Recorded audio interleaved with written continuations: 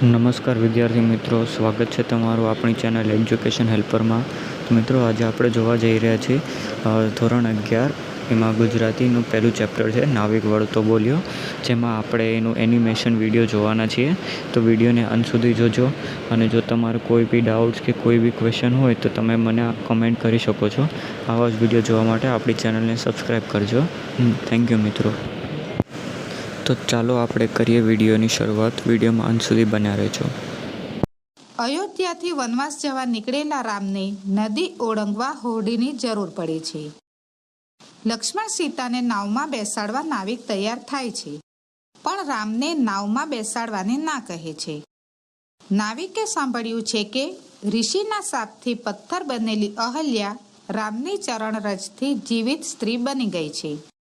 હવે જો રામની ચરણરજ હોડીને સ્પર્શે તો હોડી પણ સ્ત્રી બની જાય એવી ભોળી સમજ નાવિકને મૂંઝવે છે. નાવિકને ઘેર એક સ્ત્રી એટલે કે પત્ની તો છે જ. ચરણ સ્પર્શથી બીજી સ્ત્રી થાય તો બંને સ્ત્રીઓનું ભરણ પોષણ તે કેવી રીતે કરે?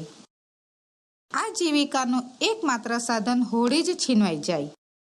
ગુરુ વિશ્વામિત્ર નાવિકની મૂંઝવણ દૂર કરવા વચ્ચેનો માર્ગ કાઢે છે. તેઓ નાવિકને ગંગાજળથી રામના પગ ધોવા કહે છે, જેથી રજ ધોવાઈ જાય, ચરણ સ્વચ્છ થાય અને હોડી સ્ત્રી બનતા બચી જાય. અંતે ભોળો એટલે કે પ્રભુના પગ ધોવા ઈચ્છતો નાવિક રામના પગ ધુએ છે અને સંતોષ પામે છે. મૂંઝાતા નાવિકનું ભોળપણ પરોક્ષ રીતે શ્રીરામના ચરણ ધોવાની હોશિયારી, મધ્યસ્થી વિશ્વામિત્રની કુને અને સર્વજ્ઞ શ્રીરામનું માર્મિક હાસ્ય આખ્યાન ખંડને રસપ્રદ બનાવે છે. નાવિક વળતો બોલ્યો, સાંભળો મારા સ્વામ, સાથ સહુ કે નાવે બેસો, નહીં બેસારું રામ.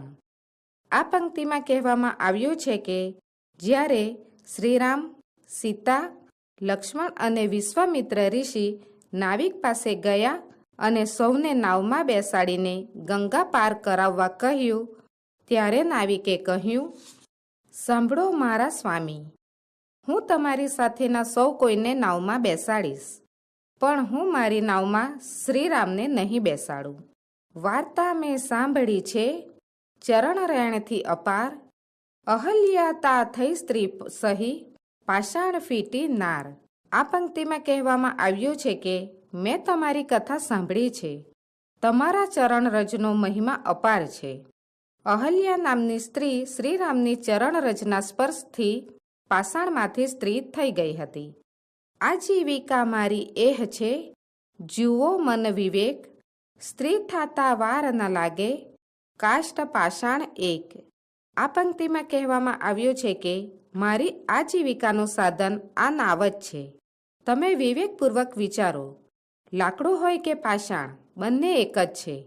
એને સ્ત્રી થતાં સહેજે વાર નહીં લાગે. આજીવિકા ભાગે મારી, આગે એક સ્ત્રી છે ઘેર, બે મળીને શું જમે, હું સી કરું તા પેર.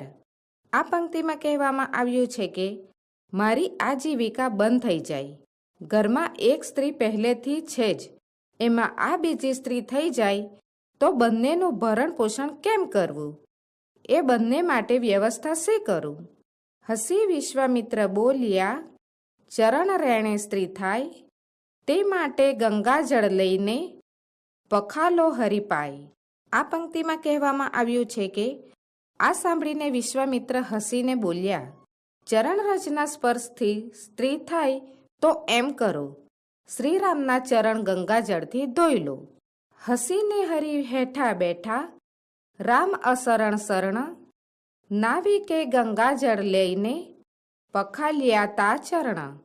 આ પંક્તિમાં કહેવામાં આવ્યું છે કે પછી હરિ હસીને અશરણના શરણ એવા શ્રીરામ નીચે બેઠા.